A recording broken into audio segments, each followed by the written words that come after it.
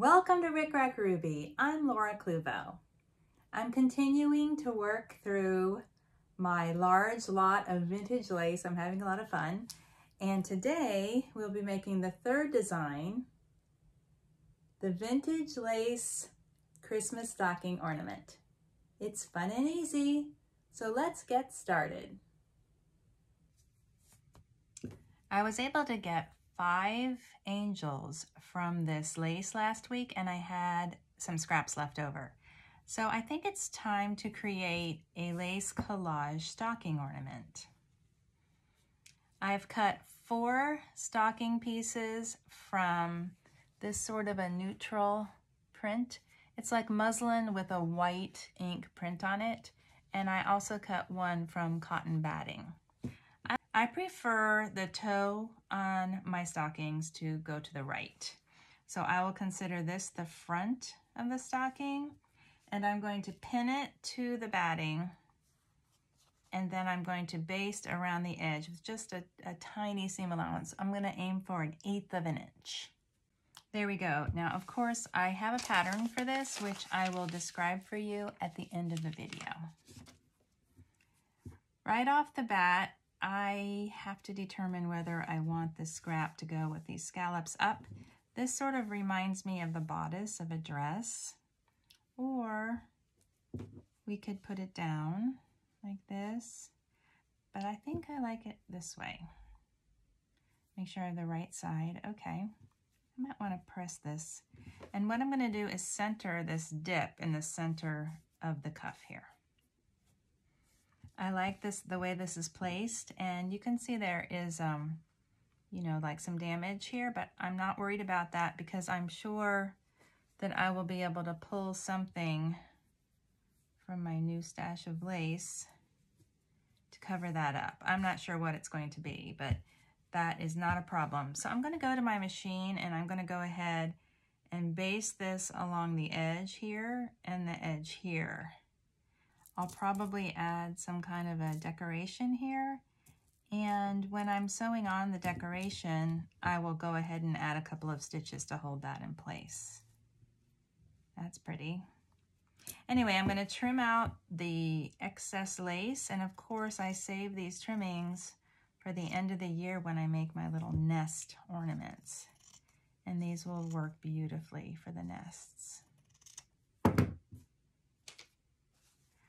All right, now I think I'm going to go ahead and figure out what to use down here. I did pull out this one, which is good, but I felt like it kind of blended too much. But it's still a good option.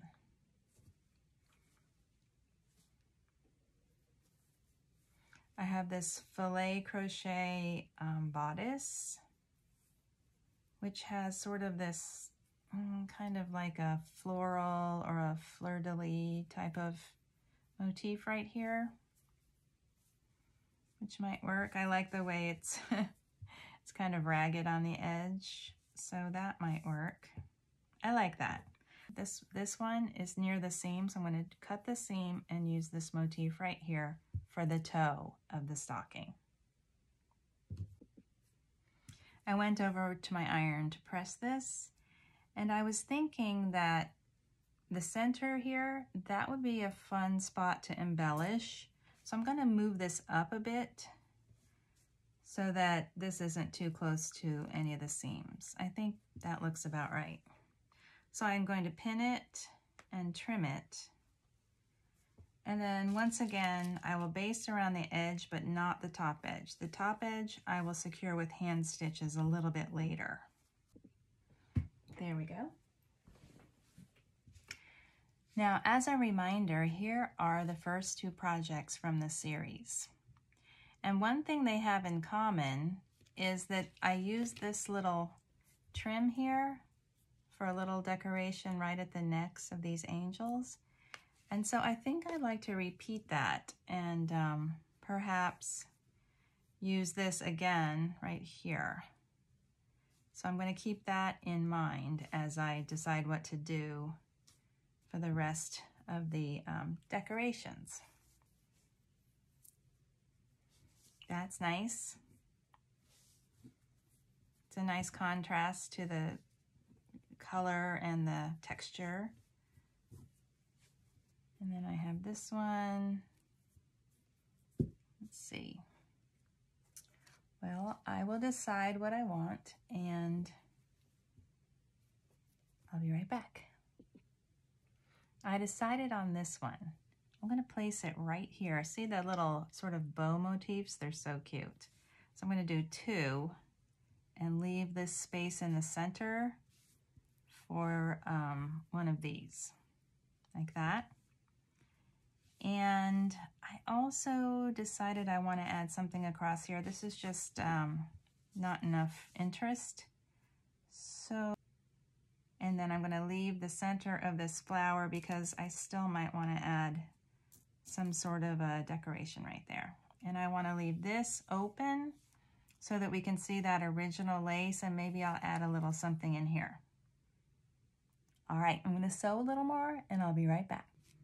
I wasn't crazy about this straight edge right here, so I'm going to add this little tiny trim. I need to press it first, and then I will sew that on. Sew this piece on by hand, and I'm going to sew through this sort of little ladder along the top edge. I'm notorious for having this wind up crooked, so I apologize in advance if this doesn't stay straight. But I pulled out some little beads, and I know it's hard to tell, but there are some clear beads. I'll just use the pearls, just keep things simple. And I think I'm going to do a little pattern along here by inserting a bead into maybe every third little hole in the ladder. Does that make sense? See what I mean?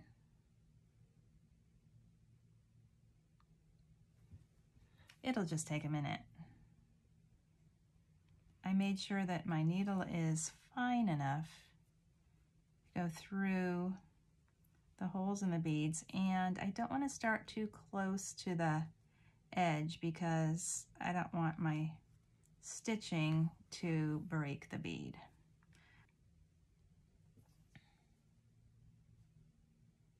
All right, so I'm gonna see, maybe I'll have the bead actually rest along one of the bars.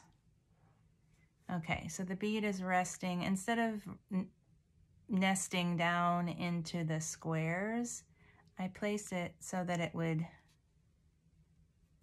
okay, see, so it's gonna be right there over the rung. Is that the right word?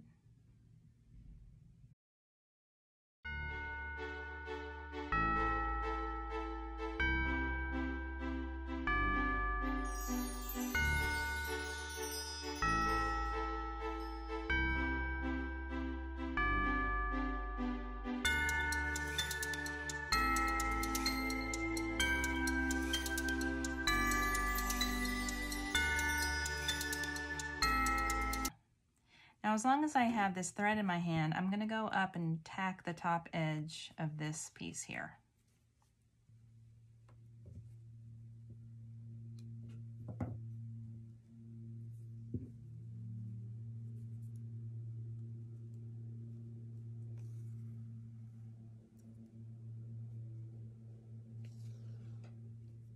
This is a single strand of sewing thread, just right out of my machine.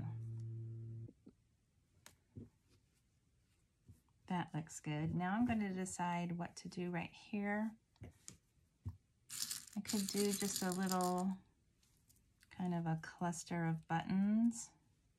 I'll do maybe 5 little buttons right here. This is too big.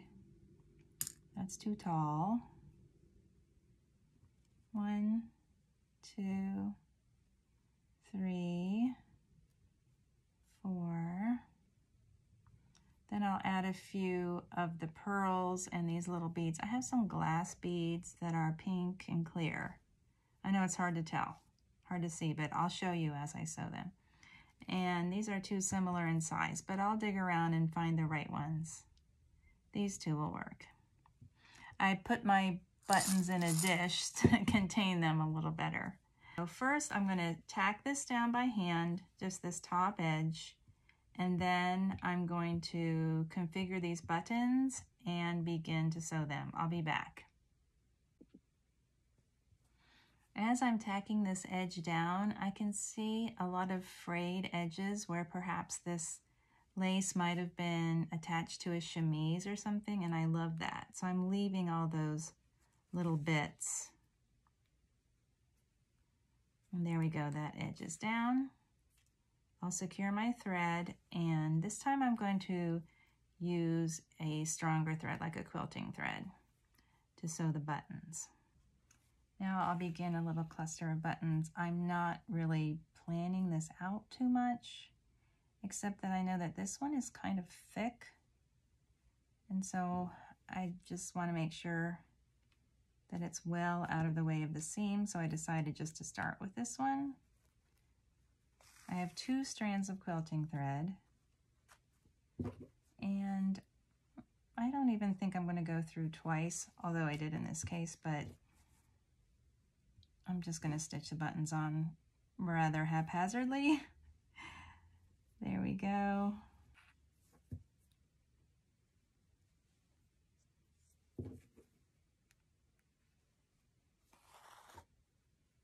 I'm going to add some beads out further. I'm not going to crunch everything together. I'm just going to kind of extend the idea out further into the space, but not all together.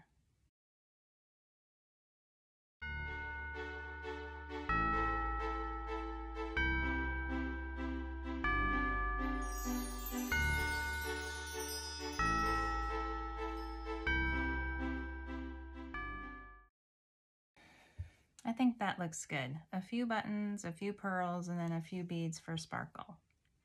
I will secure my thread and then we'll move on. I thought it would be fun to sew this here with pink thread. So I just got regular pink sewing thread. It's my serger thread. And I'm just going to sew this one right here. I just want a little touch of pink down here in the tip of the toe.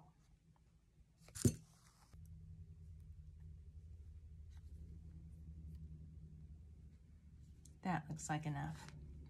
So I'll secure the thread in the back, and then I'm going to add this little detail at the top. I will add a smudge of glue to the back of this, being careful to avoid the ring where I'll be sewing this. Just a tiny bit of glue. That looks good. I'm just using the same pink thread. This is a bead. There we go, through the bead. And I'll secure that into the center of that little opening. Maybe I'll go through it one more time.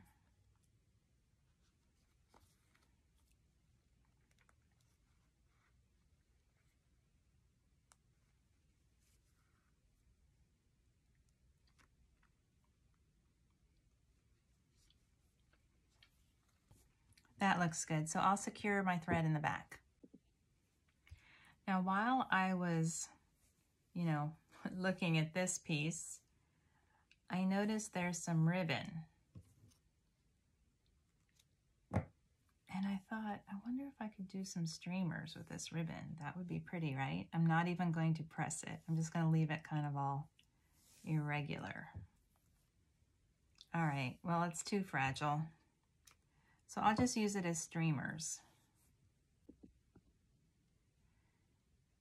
I wish that I had a little bit better option, but I think I'm just going to,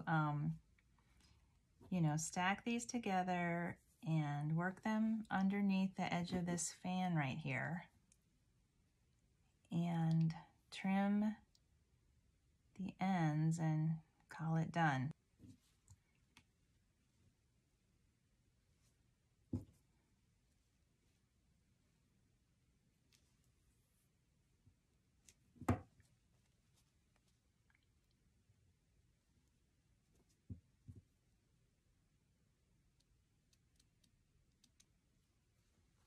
I like it, so I will stitch through to secure.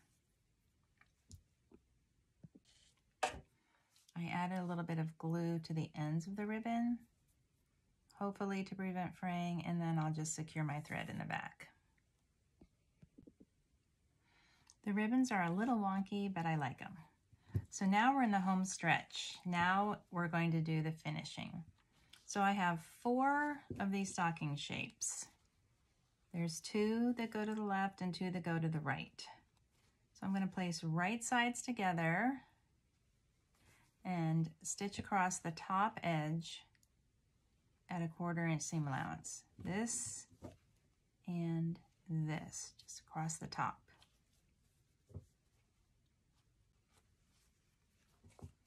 And now I will open these, match them up.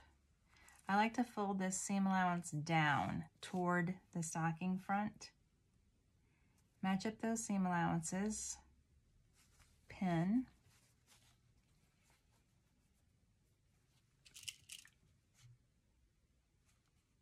then I'll continue to pin around the entire edge. This is the lining and this is the front and back. Everything is pinned right sides together. I'll leave an opening right here in the bottom of the foot of the lining and stitch all the way around. I've stitched all the way around and I left the opening here. I'm going to clip these inner curves, being careful not to clip the seam, like this, straight in. Then I'm going to trim the seam allowance, not a lot, just a little. This is nice 100% cotton woven fabric, so it should be fine. It's not gonna come apart, I don't think. Even with a narrow seam allowance. It just helps to give you a nice, I don't know, just nice edges. I also want to make sure I get the bulk of all that lace out from the seam allowance. I usually do this over my trash can, so the little bits from the clipping fall into the trash. That's a pro tip. Now I'll turn the stocking through the opening, reaching down inside, working my way all the way to the opposite edge, and then gently working it through the opening. As I was sewing up around the edge, I was afraid that I might have caught this ribbon in the seam. Oh, just missed it. Okay, so that's all right.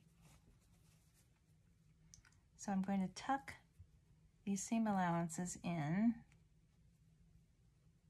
the bottom of the lining.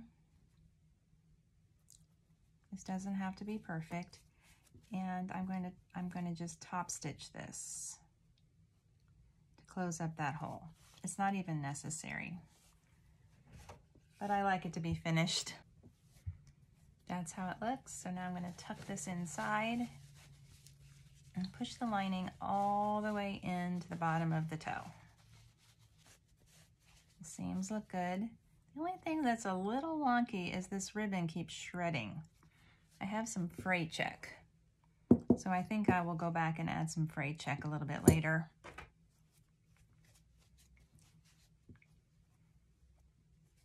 Now for a hanging loop, I have some 1/16 inch satin ribbon on a nice thick needle. I'm just going to pull that through.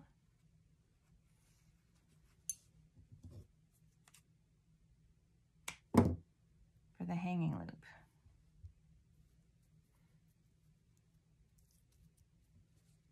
Great. And the stocking ornament is done. Look at all my lace. I'm determined to use up this lot of lace, so I have lots of projects in mind. Here's my pattern. It's 3 1/4 inches wide and a little bit more than 7 inches tall. The 3 1/4 inch wide part stays fairly consistent until about 4 inches down, and then it goes around to form the toe and the heel. Let me set it like this so you can see. I know I just kind of drew it and cut it, and so my pen lines are still obvious. So that's the shape, but yours doesn't have to be exactly like mine. Just get the approximate shape that you like and the dimensions that will suit your lace. See, there's 3 flowers that are going to fit right there as a cuff. I find that about 3 1/2, 3 1/4 inches works really well for vintage laces. Anyway, it's fun and easy. You can do this. Thank you for watching my video. If you're enjoying my tutorials, please like, share, and subscribe.